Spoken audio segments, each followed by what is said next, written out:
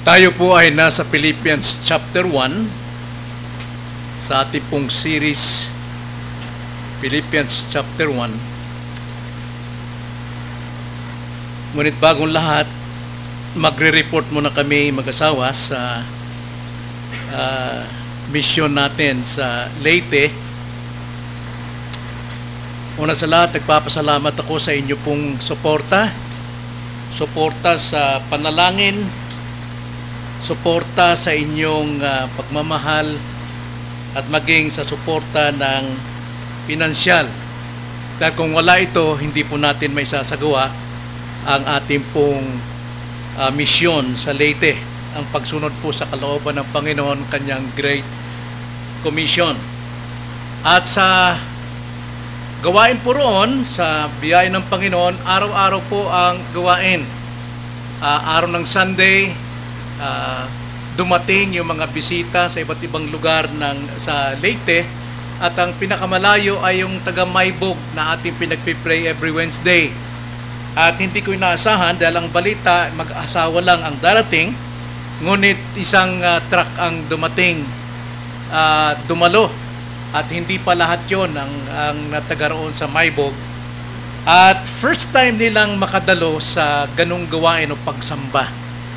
At sa kanilang namasdan, nakita at nasaksihan na pagsamba, hindi nila mapigilang umiyak. Sapagkat nakita nila kung gaano katotoo at kaganda ang pagtitipon ng mga tao ng Diyos. At natutuwa sila sa hospitality ng mga miyembro sa IGBC. Sila'y talagang tinanggap. Bagamat, gaya ng sabi ko sa inyo, ang kanila pong kalagayan sa Maybog ay napakahirap, at talagang sabi ko nga parang na-break yung puso ko nung first time kong mag-share doon sa kanila dahil napakalayo at saka mahirap ang kanilang kalagayan at buhay. At dahil doon sa biyaya ng Panginoon, nakatanggap sila ng mga mensahe na alam kong nakapagpatibay sa kanila. At yun nga ang kwento, hanggang sa bahay nila talagang nagkukwentuhan sila, na umiiyak sila habang nagkukwentuhan dahil nga nakita nila kung gaano kahalaga ang pagsamba, ang nandun mismo kasama sa pagtitipon, na feel nila ang presence ng ating Panginoon. At sa mga Bible studies naman, mga kapatid, araw-araw po tayong sinisingil ng mga kapatid doon. Maging sa huling araw namin, may nag-request pa. Itong mag-asawang ito, dati itong manguusig sa kanilang pamilya, sa kanilang magulang at sa mga kapatid. Pero ngayon, sila po ang nag-request na magkaroon ng Bible study. Nais nilang sila'y pagpalain at maging ang kanilang tahanan ay pagpalain ng ating Panginoon. Sa matagumpay po ang ating pong pagmisyon doon. Ang mabigat lang, medyo tumaas po yung pamasahe roon. Dahil yung minimum nila sa pot-pot, alam yung sidecar, 40 pesos. Malapit o malayo, 40. How much more sa tricycle? At lalo na sa mga sasakyan na inarkilahan natin sa tuwing tayo mayroong Bible study sa iba't ibang lugar. Kaya salamat sa inyo, salamat sa iglesia, salamat sa Panginoon sa inyong suporta at pagmamahal at panalangin. Kaya purihin ang Diyos. Isang magbubuli, isang mangusig, ngayon ay sila na ngayon ang inuusig. So Philippians chapter 1, verse 27 to 30. Pinamagatan ko itong, kung ikaw ay Kristiyano, tiyak mayroon kang pambubuli. Kung ikaw ay Kristiyano, tiyak mayroon kang pag-uusig. Last week, nabalitaan natin na ang Hamas ay nagpaulan ng 2,000 rockets sa Israel. Walang pasubali. Bigla na lamang lumusob itong Hamas, mga terrorist group sa Islam, upang pahirapan at usigin ang bayang Israel. At ang Israel ay gumanti sa kanilang pag-atake. At mayroong namatay sa Israel na 2 noong sila ay nagpaputok ng 2,000 rockets. Pero nung gumanti ang Israel naman, 120 ang agad na namatay at marami po ang mga nasaktan sa kanila. At itong Hamas ngayon nagreklamo sa United Nations. Tignan nyo ang Israel. Sila yung mga pumapatay. Sila yung mga masasama. Pero tignan natin muna ang kasaysayan ng Hamas, mga kapatid. Sino ba itong Hamas? Sa Bible po, mga kapatid, noong mapalaya ang bayang Israel sa pagkaalipin sa Ehipto for 450 years na sila'y pinahirapan, sila po ay pinangakuan ng Diyos ng Promised Land, kung tawagin ay Canaan o Kanaan. At ito'y kanilang pinasakop ng Diyos.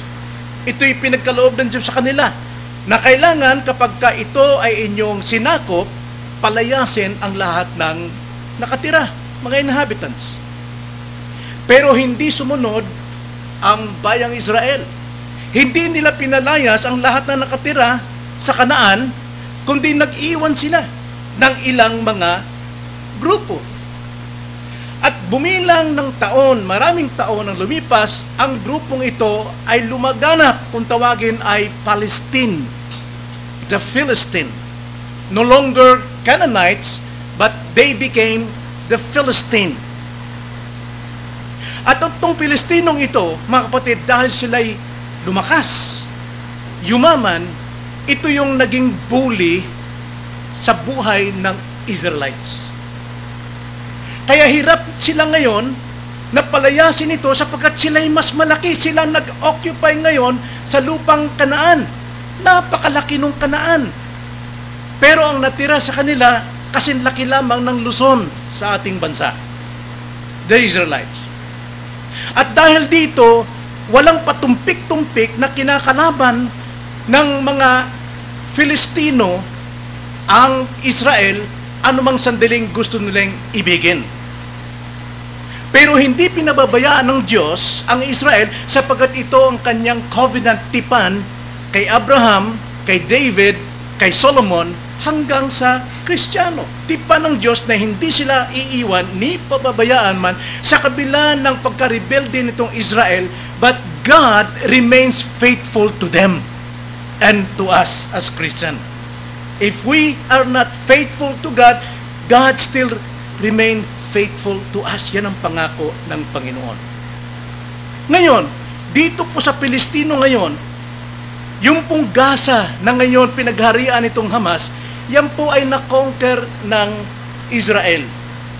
Pero, diniklara sa United Nations na sila pa rin may-ari. Kaya ang nangyari, nag-aagawan sila. Pero actually, ito ay lugar na ng Israel. At dito po, lumabas ang grupo ng mga Hamas, mga terorista. Na walang kaginsa-ginsa, kanila itong binuli itong Israel, at ito'y binomba nila, at hanggang ngayon sa kasalukuyan, naroon pa rin ang digmaan. Pero ang unang bumomba ay ang Hamas, hindi po ang Israel. Ang masakit lamang para sa akin, binasa ko gabi yung ilang statement nitong si Prime Minister ng Israel, si Benjamin Netanyahu, na sa history, alam natin na itong Israel napakaliit lang, paligid ng malalaking bansa, lalo na ang Egypt. Alam nyo sa kasaysayan, hindi ko matanda anong year yun, na ito'y nilusob, yung maliit na grupong yung nilusob ng malalaking bansa, Egypt, Pakistan, Syria, pero hindi nila natalo. Within 6 days, natalo sila. At ang Egypt ngayon ay nakipag-peace sa bansang Israel. At ang sinasabi nitong si Prime Minister Benjamin Netanyahu, sa kanilang lakas, magaling sila. No! Nagkakamali sila. Kundi ang Diyos ay Diyos pa rin nila. Bagamat hindi nila kinikilala. Kaya ito ngayon ang naging mayabang. Naging mayabang ang Israel sa pangyayaring ito. Pero actually, dahil sa Diyos, kaya sila nananatiling nakatayo. Maliit ngunit hindi makonquer ng malalaking bansa sa buong daigdig. At isang pagpapala rito, Amerika dinidipinsahan ang Israel. Pinagpapala ng Diyos ang Amerika dahil ang kanilang depensa ay sa bayan ng Diyos. Tanda natin, imbis na mambuli, ay dapat tayong maging supporter. Ito ang larawan ng Kristiyano sa ating panahon. Israel is a picture of a true spiritual Israel, and that is us as Christians. Na bawat sandali sa buhay natin, walang kaginsa-ginsa, mayroon pong persecutors. Mayroon pambubuli sa ating kalagitnaan. Hindi ito maiwas-iwasan. Kaya nga, ang tanong, paano natin haharapin ang mga pambubuli sa ating buhay? Paano natin mapagtatagumpayan ang mga pag-uusig na dinadanas natin ngayon sa buhay as Christians? Nabasahin natin ang Philippians chapter 1 verse 27 upang makita natin ang biyaya ng Diyos sa mga pag-uusig sa Kristiyano. Kaya ang tanong, ang title natin, Kristiyano ka ba? May pambubuli ka. Kristiyano ka, may pag-uusig ka. Verse 27, Philippians 1:27 hanggang verse 30, ganito po ang sabi. Ayon sa aking lubos na inaasahan, tama ba ako? Yes. 27, I'm sorry. 21 ako nagbasa. 27, ang inyo lamang pamumuhay ay maging karapat-dapat sa Ebanghelyo ni Kristo, na kahit ako ay dumating at kayo'y makita, o wala man sa harap ninyo at mabalitaan ko ang mga bagay patungkol sa inyo, na kayo'y naninindigan sa isang espiritu na may isang isipan na magkakasamang nagsisikap para sa pananampalataya ng Ebanghelyo. At sa anuman ay huwag kayong matakot sa inyong mga kaaway. Para sa kanila, ito ay tanda ng kanilang kapahamakan. Ngunit ng inyong kaligtasan, at ito'y mula sa Diyos. Sapagkat sa inyo'y ipinagkaloob alang-alang kay Kristo, hindi lamang ang manampalataya sa Kanya, kundi ang magtiis din naman alang-alang sa Kanya.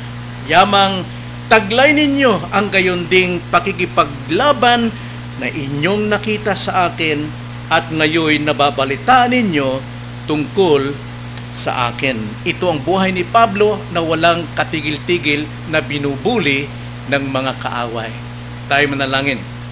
Panginoon, tunay ng sino mang nagnanais mamuhay ng kabanalan, hindi po maiiwasan na mayroon pong mga pag-uusig. Kaya tulungan po ninyo ang bawat isa sa amin na tumatag sa aming pananampalataya, tumibay sa aming pong kabanalan at katuwiran kay Kristo.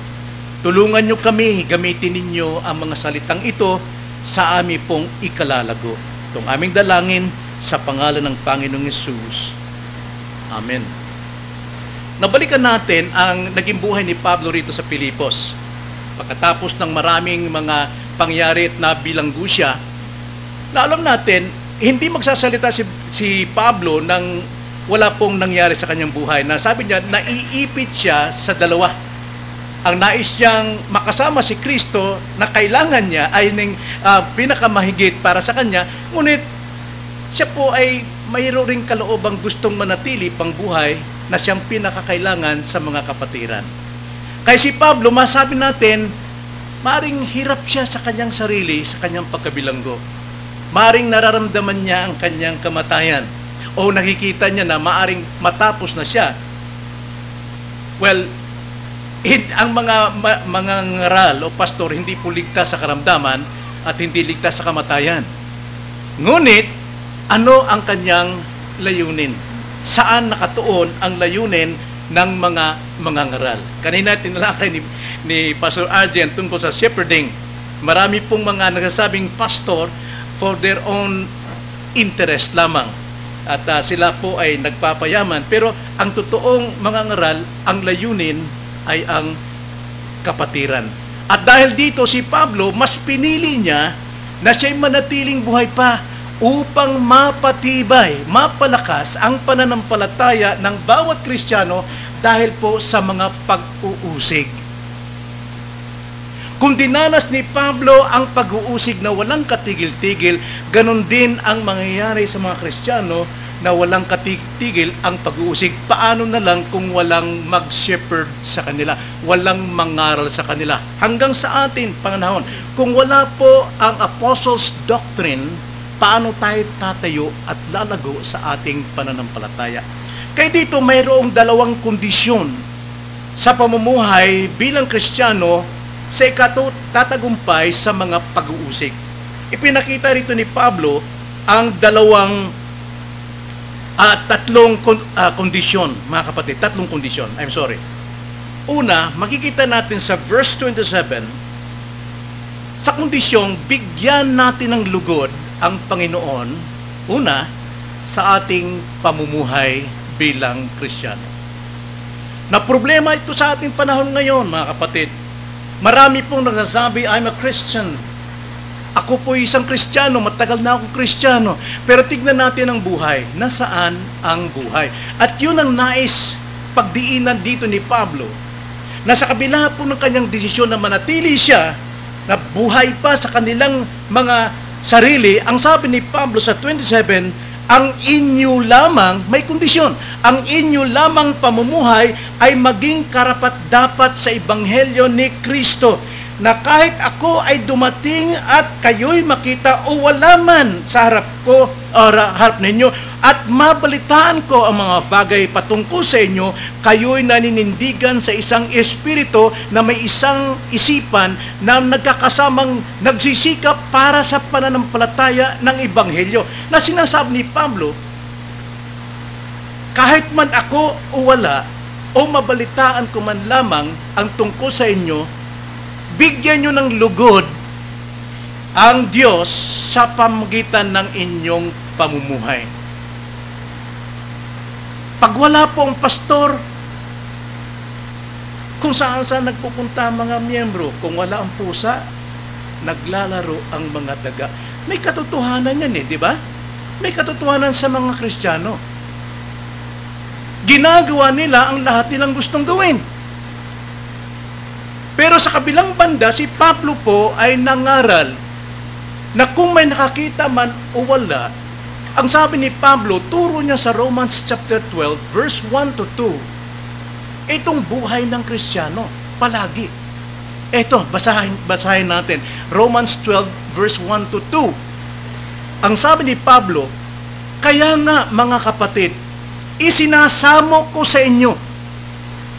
Nagsusumama si Pablo, may nakakita man o wala sa inyo, alang-alang sa kahabagan ng Diyos. Na alam natin, 1 Peter chapter 1 verse 3, yung kahabagan ng Diyos, ang siyang dahilan upang tayo ipanganak na muli sa Espiritu, magkaroon tayo ng bagong buhay. Alang-alang sa kahabagan ng Diyos.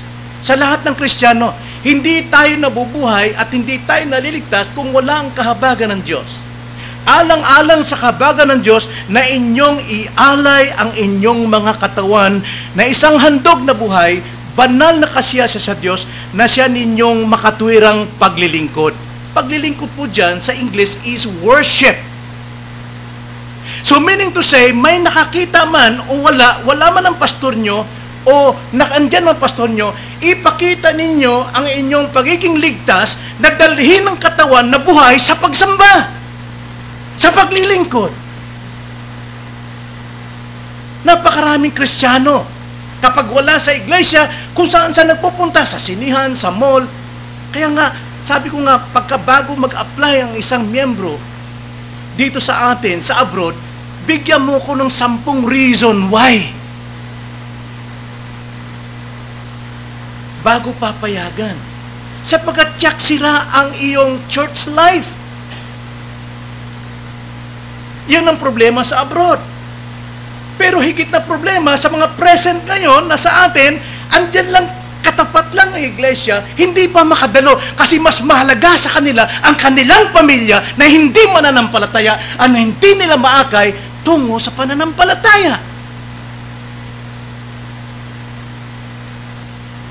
Kaya ang sabi ni Pablo, ang inyo lamang pamumuhay ay dapat karapat-dapat sa Ebanghelyo ni Kristo.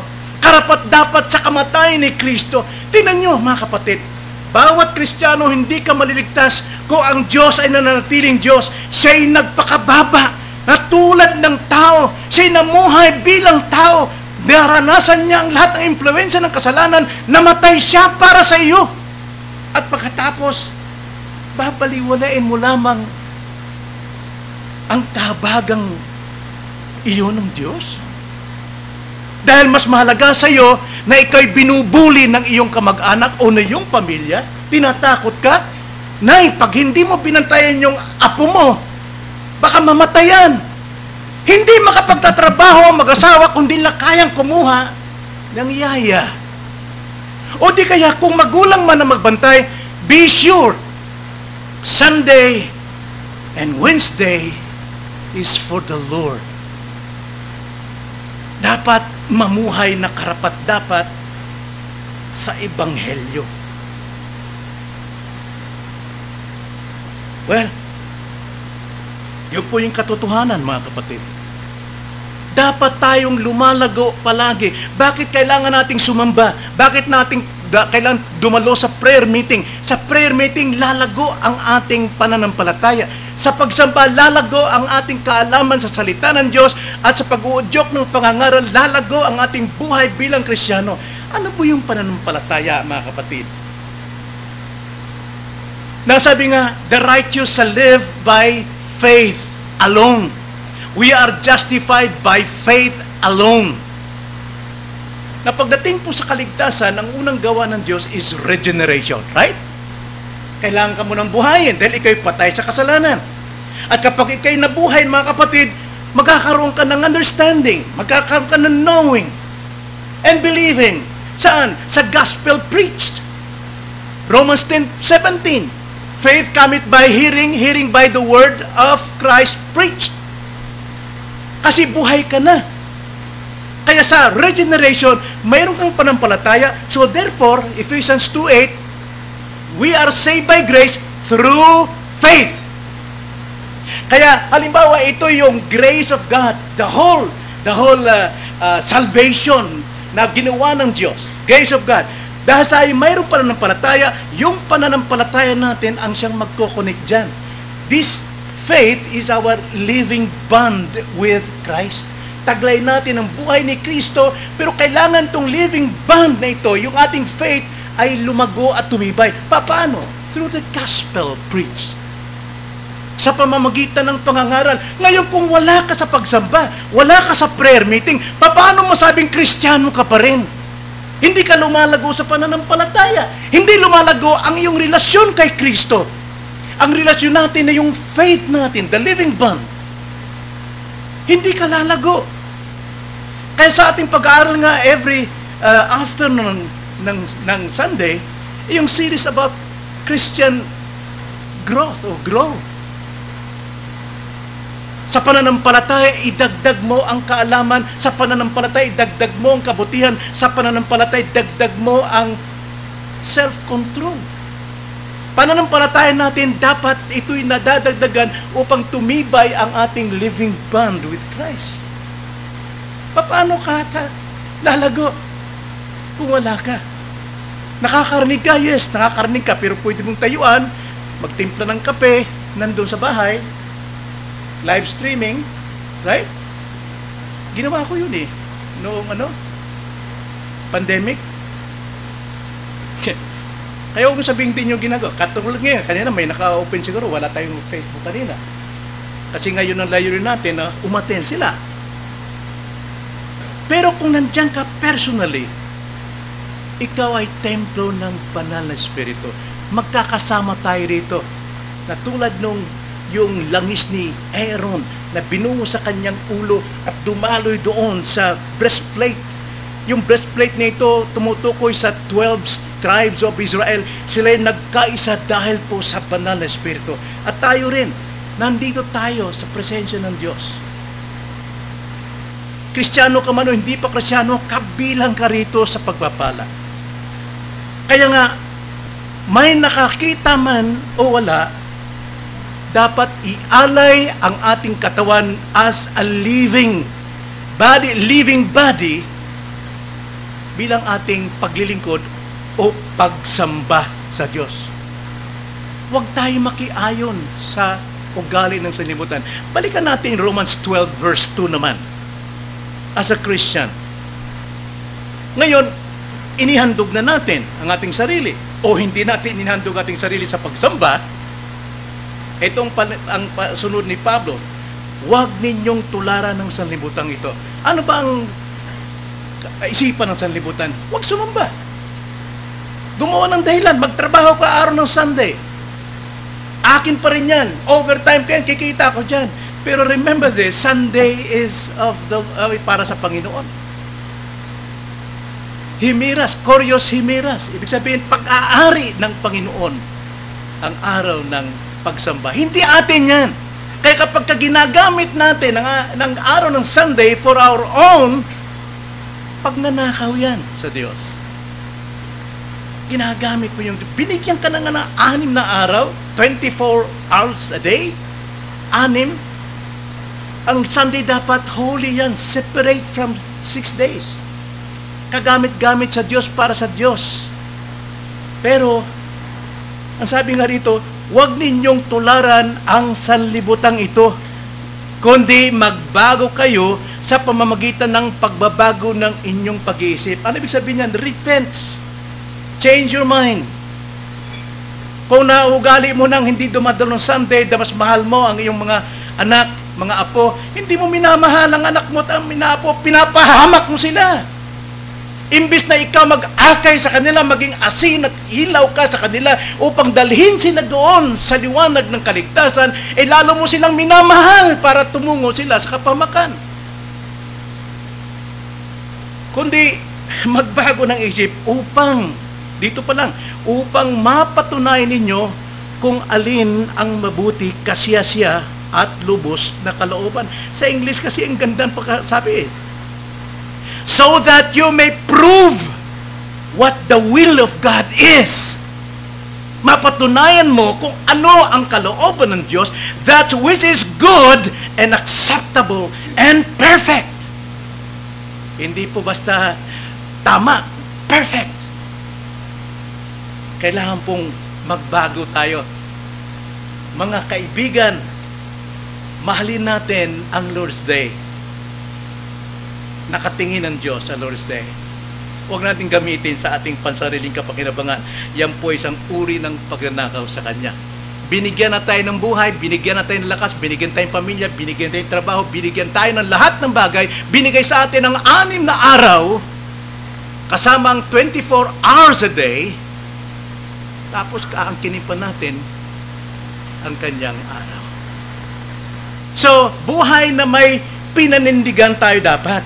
Sabi nga ni Paul sa ating text, Philippians 1:27, ang inyo lamang pamumuhay ay maging karapat-dapat sa Ebanghelyo ni Kristo na kahit ako'y dumating at kayo'y makita o wala man sa harap ninyo at mabalitaan ko ang mga bagay patungkol sa inyo na kayo'y naninindigan sa Espiritu.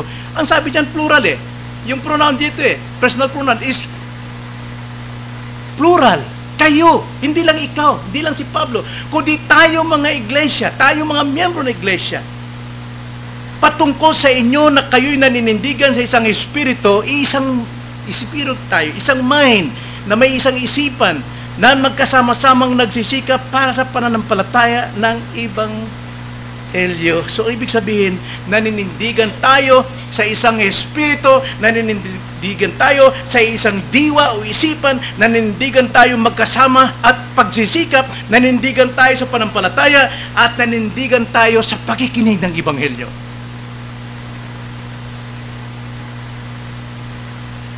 Then ikalawa, mga kapatid, primerong pasubali ang sabi ni Pablo, bigyan lugod ninyong Panginoon sa inyong pamumuhay.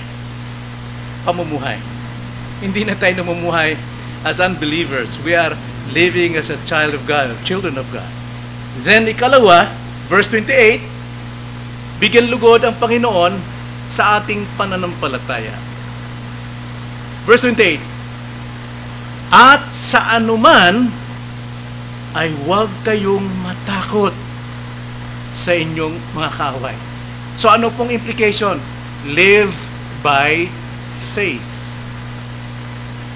Believe Christ sapagkat ikaw ay mayroong living bond with Christ. Live by faith. Mamuhay ka sa relasyon mo sa Diyos. Huwag kayong matakot sa anumang mga panta ng pag-uusig. At sa anuman ay huwag kayong matakot sa inyong mga kaaway para sa kanila ito'y tanda ng kanilang kapamakan. Mga kapatid, intindihin natin ito. Kung tayo pinipressure ng ating mga kamag-anakan, gumagawa silang dahilan para hindi tayo makadalo, para hindi tayo makapamuhay ng isang mananampalataya. Mga kapatid, ang sabi dito, tanda nila sa kanilang kapamakan. Hindi ba kayo naawa niyan? Hindi ba kayo naaawa sa inyong nanay, sa inyong tatay? Talagang nagturo ako nag-Bible study kami sa Purok 4 sa bahay ni Gingging. Yung nakikinig doon sa labas, kasi hindi kami magkasa sa loob eh. Tapos yung isang miyembro doon, yung bulag dati, ngayon eh nakakita na, kaya tuwa. Wala siyang kapagod-pagod, bumili ng amplifier para lang may pahayag yung salita ng Diyos. Bulag yun si Boy dati. Tatay ni Albert, tatay ni Edward. Ngayon nakakakita na. Pati yung anak niyang si Erwin, nakakakita na rin. Dahil naoperahan sila libre, mga kapatid. Ngayon, yung nakikinig doon, tumayo lang, ayon sa kwento nung sa labas, tumayo lang at pumunta roon sa tindahan. Inusig agad, binulig agad. Alam mo, pag nalaman ng pari yan, tatanggal ka talaga. Pag nalaman yan, sabat ka sasama-sama dyan. Walang ginagawa yan. Nagsasaya lang ng araw yan. Okay? Ano nangyari ng tao? Hindi naniwala, bumalik uli. Bumalik siya ulit, nakinig, tinapos yung pangangaral. Kaya ang sabi ni Pablo rito sa atin, at sa anuman ay huwag kayong matakot sa inyong mga kaaway. Para sa kanila, ito ay tanda ng kanilang kapahamakan. Napakabigat nun, mga kapatid. Alam niyo pong pag-uusig sa atin, sa ating buhay, sa ating pamilya, dalawang klase para sa akin. Isang pambubuli, pananakot, pag-uusig, at isang pambubuli na kumikita ka. Yung pananakot, Nay, pag hindi ka tumigil sa kakaatin mo dyan, huwag mo kong dalhin dyan, Nay. Hindi na ako magbibigay ng suporta sa iyo. Pananakot yun. O di kayo naman, Nay, bantayan mo yung apo nyo, suswelduhan kita. Pambubuli rin yun na mayroong kita. Either, pag ako pinilit nyo, Daddy, Mami, sa pagsamba, hindi ko babayaran renta ng bahay natin. Bahala kayo. Pinipilit. Paano ko kita ng pera kung hindi ako papasok ng Sunday? Kaya hindi na ako magbabayad ng renta natin. O sige anak, sige tuloy ka lang. Parang sinasabi mo, tuloy ka lang sa impyerno. Ang sabi po dito ni Pablo, para sa kanila, ito ay tanda ng kapahamakan. Ngunit para sa atin, kung di tayo nagpapadaig, hindi tayo natatakot sa kanila, ngunit ng inyong kaligtasan, at ito'y mula sa Diyos. Either kapahamakan nila mula sa Diyos, at kaligtasan mo mula pa rin sa Diyos.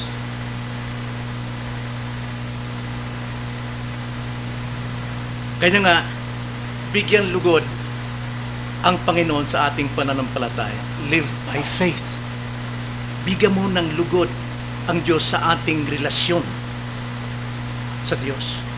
Patibayin ang relasyon sa Diyos. ang ating living bond, buhay na dugtungan kay Jesus Christ. Huwag tayong matakot sa mga kaaway. Sino nagsasalita? Si Pablo. Kanina lang sa ating scripture reading, binasa ni Brother Daniel ang testimony, second testimony ni Paul sa kanyang conversion. Ang una ay doon sa Acts chapter 9 at ngayon sa Acts chapter 22. Second testimony niya. At si Pablo nagsasalita rito, huwag kayong matakot sa inyong mga kaaway. Why? Sapagkat danas niya ito eh. Naranasan niya ito kung paano niya sinabi na kanina, kung paano niya pinabibilanggo ang mga kabataang babae, kabataang lalaki, matatanda, at pinapatay pa si Stephen. Pero anong nangyari sa kanya? Mga kapatid, ito basahin natin kanyang testimony sa Acts chapter 9 verse 3 hanggang 5. Kaya sabi ni Pablo, huwag kayong matakot sa inyong mga kaaway. Verse 3, sa kanyang paglalakbay, dumating siya sa malapit sa Damasco. Biglang kumislap sa palibot niya ang isang liwanag mula sa langit. Ang sinabi ron sa chapter 22, biglang kumalat ang isang napakalawak na liwanag na siya'y nabulag.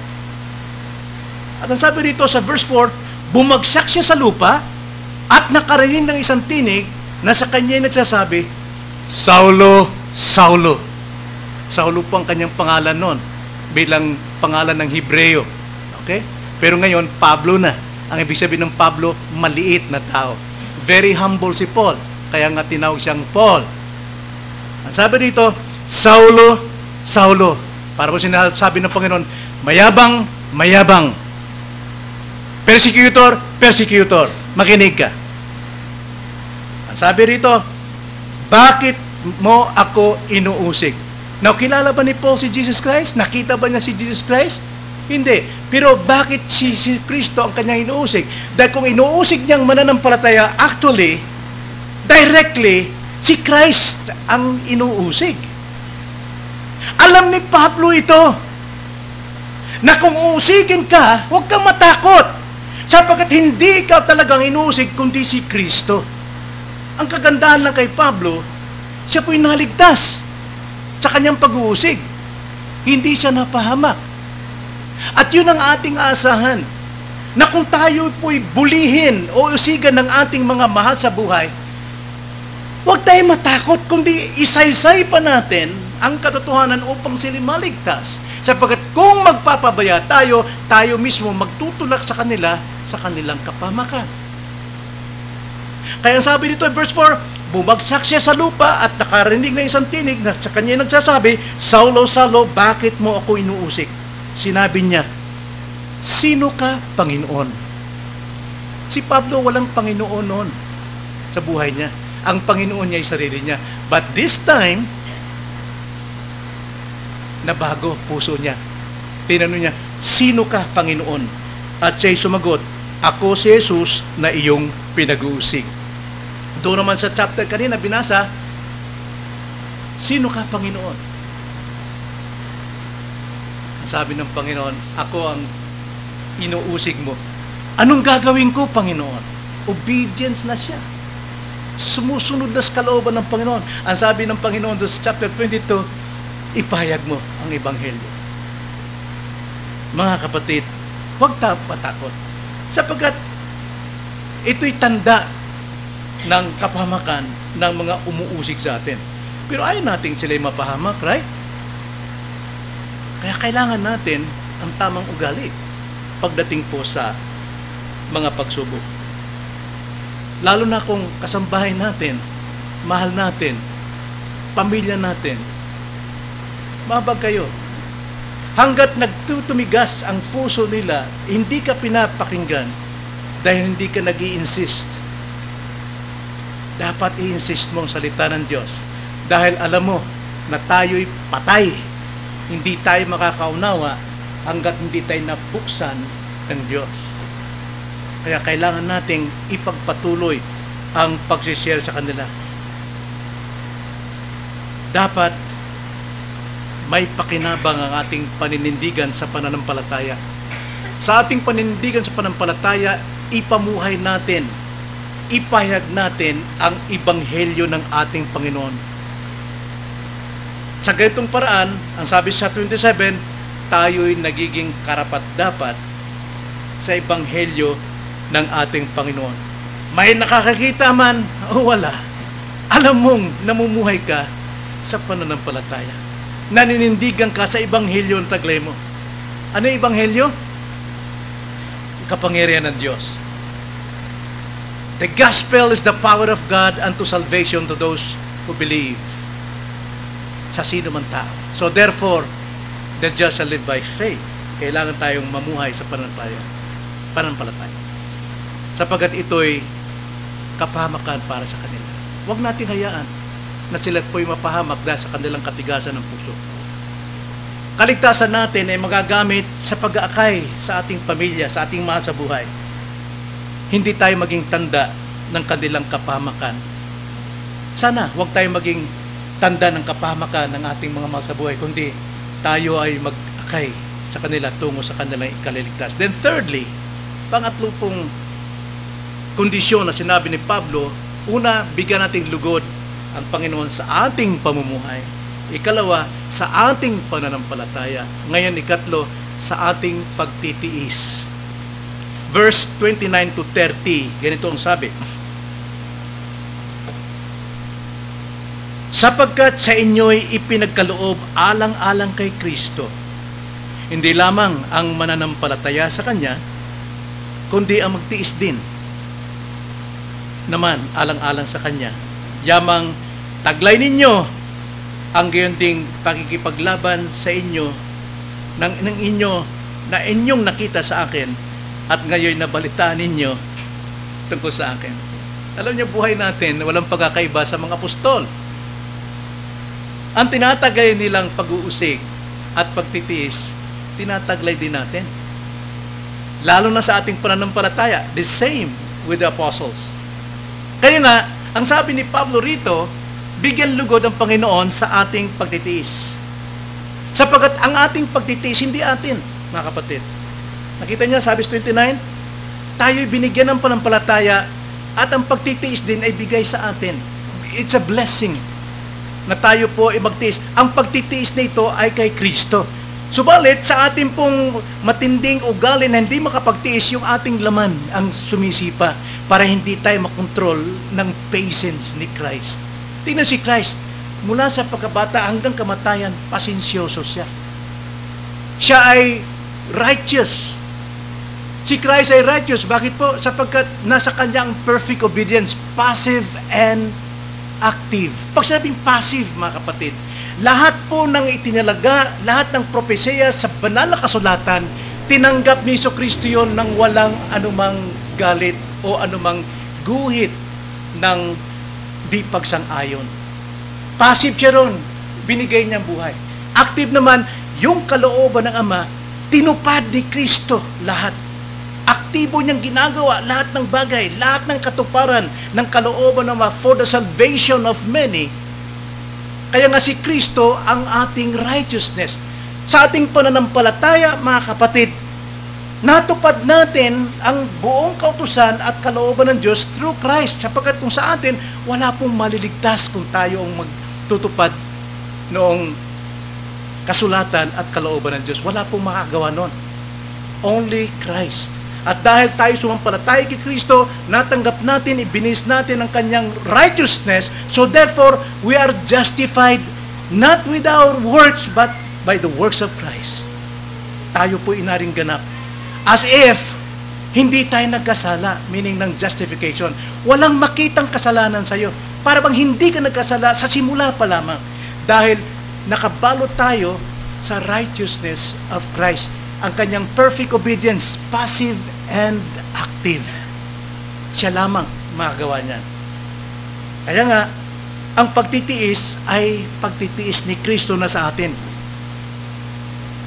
Nasa atin ang pagtitiis ni Kristo. Kaya sa ating pagtitiis, lalo na sa ating kapwa, sa ating pamilya, lubusin natin. Usigin ka man, bulihin ka man, takutin ka man, pagtampuhan ka man, maggalit man ang mga anak mo, huwag kang tumigil, magtiis. Pagtiisan sila. gaya ng pagtitiis ni Kristo sa iyo, na huwag kang tumigil sa kanilang dalhin sila sa liwanag ng katotohanan, sapagkat katotohanan lamang siyang makapagpapalaya sa kanila. Kahit na sila'y pinakamataas ang pinag-aralan, higit pa sa presidente, pero ang karunungan na yan, panlupa lang yan, kasamang imamamatay sa kanyan. But ang karunungang nagmumula sa Ebanghelyo kay Kristo, dahil sa iyong pagtitiis na mag-share sa kanila, yan ang magbibigay sa kanila ng buhay. Yan ang totoong kaligtasan. Pagtitiis ay kaloob ng Diyos, hindi atin ito. All we have to do is to apply it. I-work out ang ating pagtitiis. Again, basahin natin verse 29. Sapagkat sa inyo'y ipinagkaloob alang-alang kay Kristo, hindi lamang ang manampalataya sa Kanya, kundi ang magtiis din naman alang-alang sa Kanya. Faith cometh by hearing, hearing by the words of Christ. But patience comes from Christ's crucifixion, Christ's death para sa atin.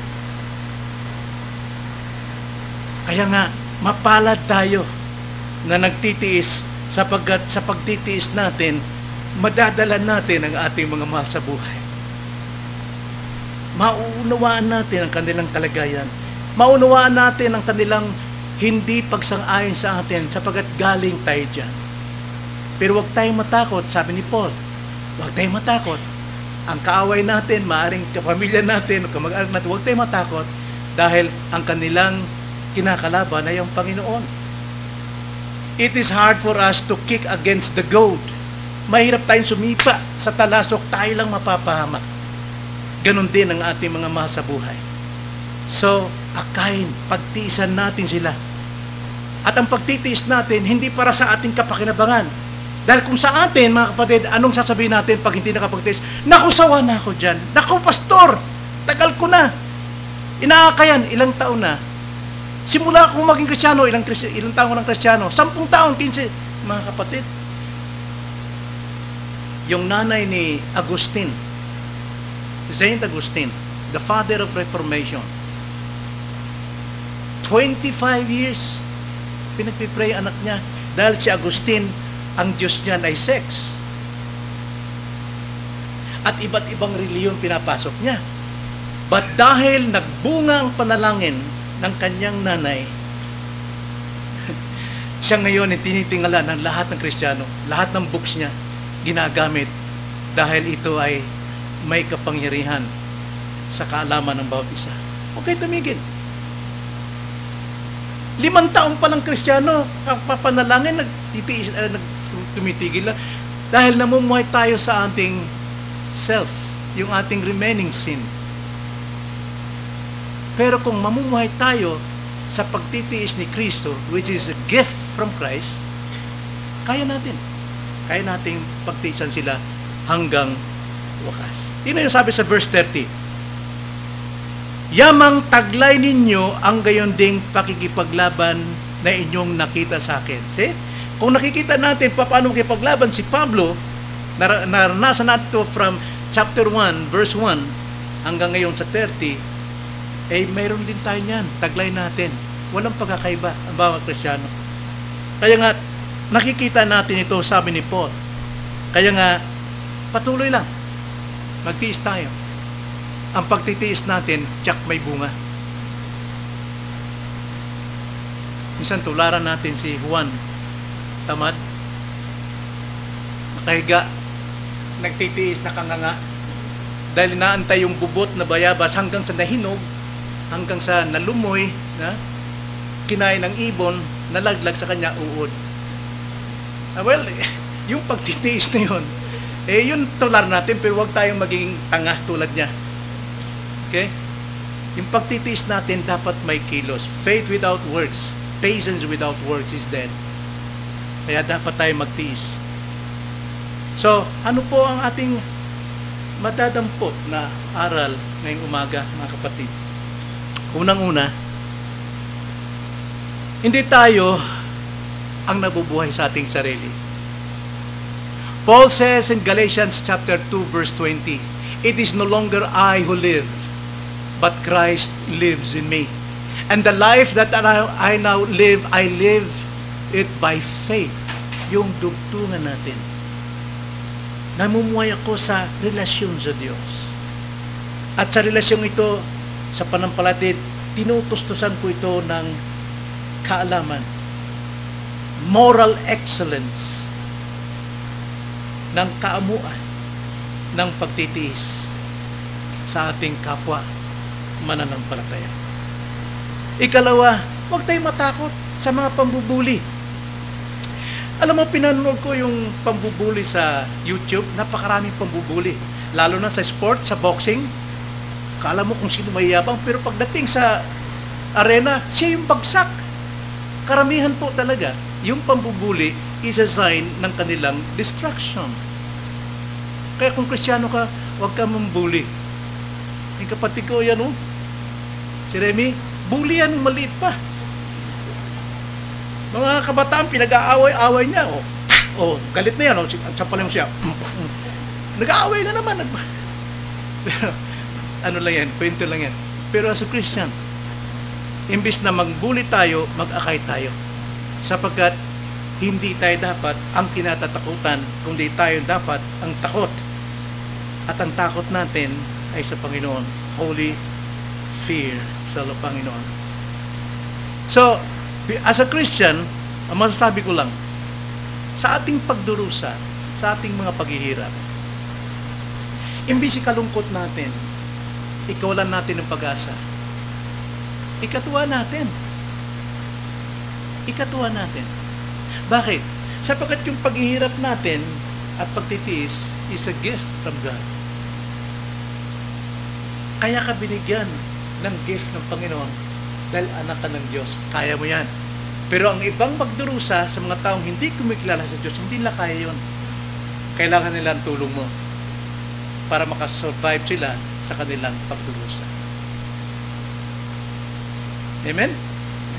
Tandaan, kung Kristiyano ka, may pambubuli ka. Tayo manalangin. Panginoon, salamat po sa inyong mga salita. Nawa ito'y nagpatibay ng aming pananampalataya at paglilingkod sa inyo. Ito hindi maging sanhi ng aming pagkatakot sa aming pong buhay, kundi mamuhay kami na karapat-dapat sa Ebanghelyo. Karapat-dapat sa iyo pong kapurihan at kalawalatian. Na sa aming buhay bilang halimbawa, marami kaming maakay, mga taong nasa kadiliman, mga taong matitigas ang puso, na sila'y mapalambot ng inyong salita, naming pinagtitiis ang ibahagi sa kanila. Maraming salamat po, Ama. Lahat ng ito isamot dalangin namin sa pangalan ng Panginoong Hesus.